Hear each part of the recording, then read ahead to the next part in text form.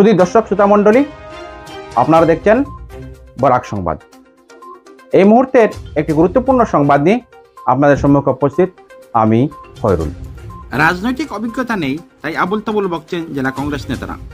সোনাইয়ে দলীয় প্রার্থীর সভায় এই মন্তব্য করে পাল্টা কংগ্রেসকে বিদ দেন রাজ্যসভার সাংসদ তথা তৃণমূল কংগ্রেসের নেত্রী সুস্মিতা দেব। শুক্রবার বিকালে দক্ষিণ কৃষ্ণপুরে আয়োজিত সভায় কংগ্রেস বিজেপির সঙ্গে মিলে কাজ করছে বলে অভিযোগ করেন সুস্মিতা। তিনি বলেন, বিজেপিকে উচিত শিক্ষা দিতে শিলচরে তৃণমূল কংগ্রেস যোগ্য প্রার্থী দিয়েছে, তাই তাকে ভোট দিতে সকলের কাছে আহ্বান জানান তিনি। সোনাইয়ের রাজনৈতিক ব্যক্তিত্ব জুনুবাবু লস্করের পৌরহিত্য সভায় শিলচরে তৃণমূল কংগ্রেসের প্রার্থী রাধেশ্যাম বিশ্বাস বলেন, তিনি নির্বাচিত হলে বরাকের বঞ্চনা নিয়ে সংসদে কথা বলবেন। আসামে কংগ্রেস নড়ে বড়ে তাই বলে দাবি করেন তিনি। রাজ্যের বিজেপির বিরুদ্ধে মোকাবিলা করবে টিএমসি, তাই তৃণমূল কংগ্রেসকে হাতকে মজবুত করতে তাকে ভোট দেওয়ার আহ্বান জানান প্রাক্তন সাংসদ তথা তৃণমূল কংগ্রেসের শিলচর আসনের প্রার্থী রাধেশ্যাম বিশ্বাস। দেখুন এই প্রতিবেদন। করিমগঞ্জ থেকে বিজেপিকে হারিয়ে পার্লামেন্টে গেছে এবং আজকে মাঠে যারা প্রার্থীরা রয়েছেন বিজেপির প্রার্থী হোক বা কংগ্রেসের প্রার্থী হোক, আমি গর্ব করি যে রাধেশ্যাম বিশ্বাস রাধেশ্যামদার রেকর্ড আজকে পার্লামেন্টের রাজদীপ রায় থেকেও বেটার আর সুস্মিতা দেব থেকেও বেটার। উনার অ্যাটেন্ডেন্স 89%।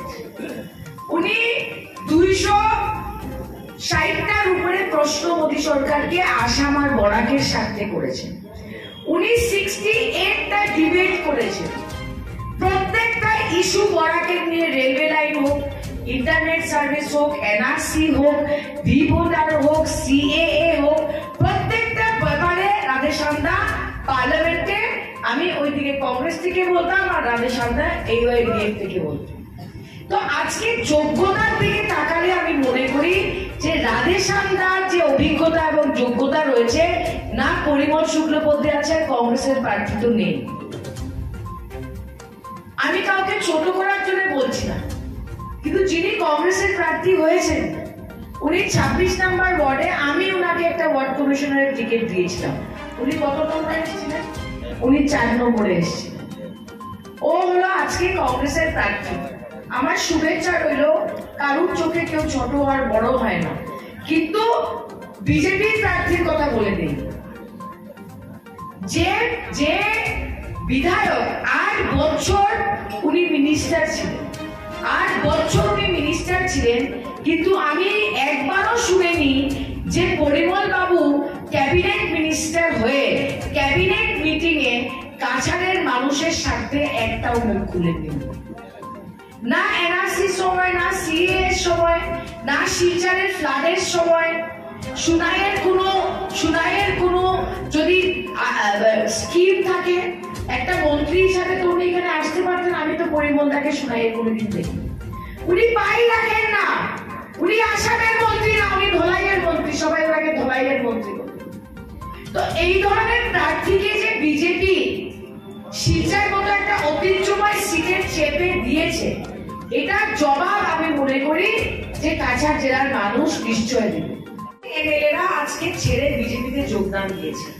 আমি কিন্তু সিটিং এমপি ছিলাম না, আমি হেরে গেছিলাম, কিন্তু আমি অনেক আত্মচিন্তন করে বলেছি যে কংগ্রেস আমার প্রয়াত বাবা সন্তোষ মোহন দেব করেছে, যে কংগ্রেস আমার দাদু সতীন্দ্র মোহন দেব করেছেন, এই সংগ্রামী মানুষ ছিলেন, যে কংগ্রেসকে আমার দাদুর বাবা মানতেন, আমি 2021 বুঝে গেছি যে এইটা ওই কংগ্রেস। আমরা কংগ্রেস কেন করতাম? আমরা ধর্ম নিরপেক্ষতার মধ্যে বিশ্বাস রাখতাম, দেশের অখণ্ডতার মধ্যে আমরা বিশ্বাস রাখতাম। আমার বাবা আমাদের ছোটবেলা থেকে শিখিয়েছে সব জাতির মানুষ, সব ভাষার মানুষ, সব ধর্মের মানুষকে সমচোখে দেখতে হয়, তাই বলে আমরা কংগ্রেস করতাম।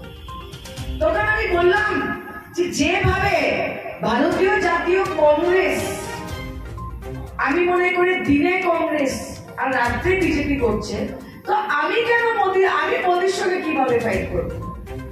তখন আমি চিন্তা করে আমার মার সঙ্গে আলোচনা করলাম, আমার মা বিতিকা দেবের সঙ্গে আলোচনা করে আমি বললাম যে আমার শরীরে যা রক্ত রয়েছে আমার বাবার এবং শরীরে রক্ততে যে আদর্শটা রয়েছে, এই আদর্শটা মেনে যদি ভারতীয় জনতা পার্টির মতো একটা সাম্প্রদায়িক শক্তির সঙ্গে এই দেশের মধ্যে কেউ প্রতিদ্বন্দ্বিতা করছে এবং লড়াই করছে, তিনি হলো মমতা বন্দ্যোপাধ্যায়, ওয়েস্ট বেঙ্গলের আসলো না। একবার হয়তো এই গুলাম ওসমানী ছেলেনাকে দাঁড়িয়েছিল।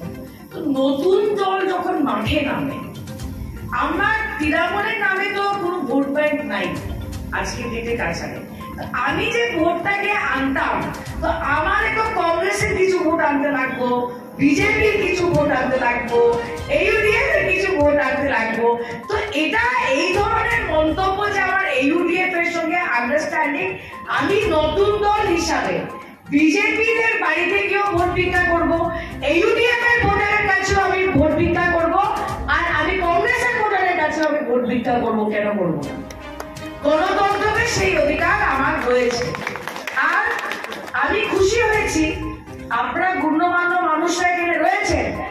আপনাদের এটা তো সুনাই তো কংগ্রেসের ঘাঁটি ছিল, তো সুনাইয়ের মানুষকে ইউডিএফ এ গিয়ে তালা চাবিতে ভোট দিতে বাধ্য কে করেছে? সুস্মিতা দেব না কংগ্রেস?